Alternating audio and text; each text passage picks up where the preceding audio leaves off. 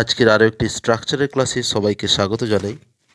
এই স্ট্রাকচারের মাধ্যমে আমরা শিখব কোনো কিছুতে সমস্যা রয়েছে বা আছে বোঝাতে একটি মাত্র এই সহজ স্ট্রাকচার ব্যবহার করে আমরা সুন্দরভাবে বলতে পারি there is something wrong with plus noun.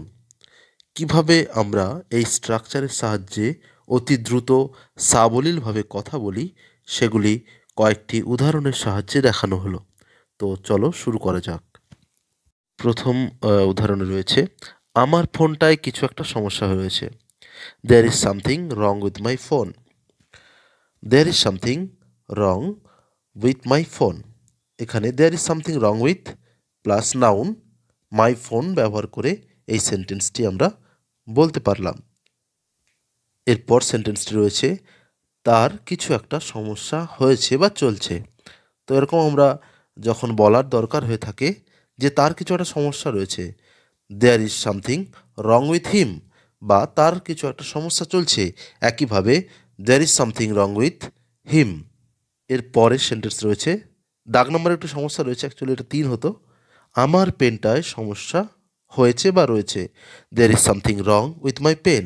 এখানে পেনের জায়গায় মোবাইল, পেনের জায়গায় কম্পিউটার, যাই হোক না কেন, there is something wrong with my pen. পরের উদাহরণে চলে আসি। যেমনটা আমি বলছিলাম, আমার ল্যাপটপে সমস্যা রয়েছে বা হয়েছে। There is something wrong with my laptop. There is something wrong with my laptop. এর পরের উদাহরণ রয়েছে, আমার ক্যামেরাতে সমস্যা হয়েছে বা রয়েছে। There is something wrong with my camera. There is something wrong with my camera. Next sentence রয়েছে, তাদের মধ্যে কিছু সমস্যা হয়েছে বা রয়েছে। There is something wrong among them. There is something wrong among them. এখানে আমরা প্রিপোজিশনের সেই পুরানো নিয়মটি মনে রাখতে পারি, 2 এর বেশি জনের মধ্যে হলে অ্যামাং এবং 2 জনের মধ্যে হলে বিটুইন। এখানে যদি 2 জন থাকতো তখন সেই ক্ষেত্রে আমরা বলতে পারতাম there is something wrong between them. There is something wrong between them. কিন্তু এখানে তাদের বলতে 2 এর অধিক, 3 বা 4, 5 বা আরও বেশি জনের ক্ষেত্রে বোঝানো হয়েছে, তাই এখানে অ্যামং কথাটি, অ্যামং প্রিপোজিশনটি ব্যবহার করা হয়েছে। নেক্সট উদাহরণে রয়েছে, স্পেস স্টেশনটিতে কিছু সমস্যা হয়েছে বা রয়েছে। There is something wrong with the space station. There is something wrong with the space station. Next উদাহরণে রয়েছে, মাইক্রোফোনটিতে কিছু সমস্যা হয়েছে বা রয়েছে। There is something wrong with the microphone. There is something wrong with the microphone. এরপর যে উদাহরণটি রয়েছে সেটা হচ্ছে, তোমার সমস্যা কি বা তোমার প্রবলেম কি। এরকম যখন আমরা বলতে চাই তখন what is wrong with you এটি বললেই কাজ চলে যায়।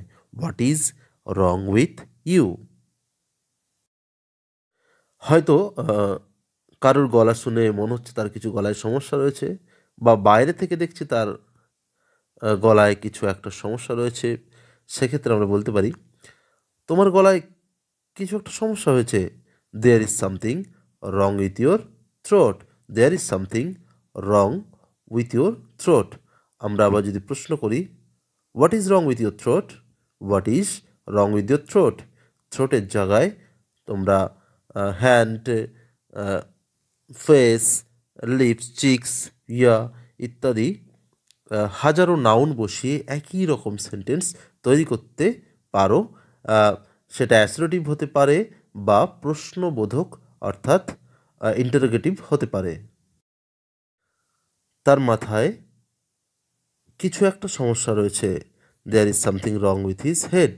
দেয়ার is something wrong with his head. যেমনটা আমি আগে বললাম, নাউনের পরিবর্তন করে এইভাবে খুব সহজেই আমরা এই ধরনের সেন্টেন্সগুলিকে সিম্পল একটি স্ট্রাকচারে বলতে পারি। কোনো খাতার নোটবুকে কোনো অংশে বা কোনো প্রশ্নপত্রে বা শংসাপত্রে কিছু ভুল রয়েছে লেখাতে, সেক্ষেত্রে আমরা বলতে পারি there is something wrong with his certificate, there is something wrong with this certificate, there is something wrong with this pen ইত্যাদি। তার শংসাপত্রে কিছু একটা সমস্যা হয়েছে বা রয়েছে বোঝাতে। দ্য নেক্সট ওয়ান ইজ আমার টিভিতে কিছু একটা সমস্যা হয়েছে। there is something wrong with my television, there is something wrong with my television। এরপর রয়েছে আমার বাম চোখে সমস্যা রয়েছে।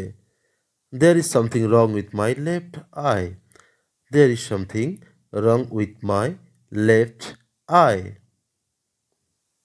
The next one is তার গাড়িতে সমস্যা হয়েছে। there is something wrong with his car, there is something wrong with his car।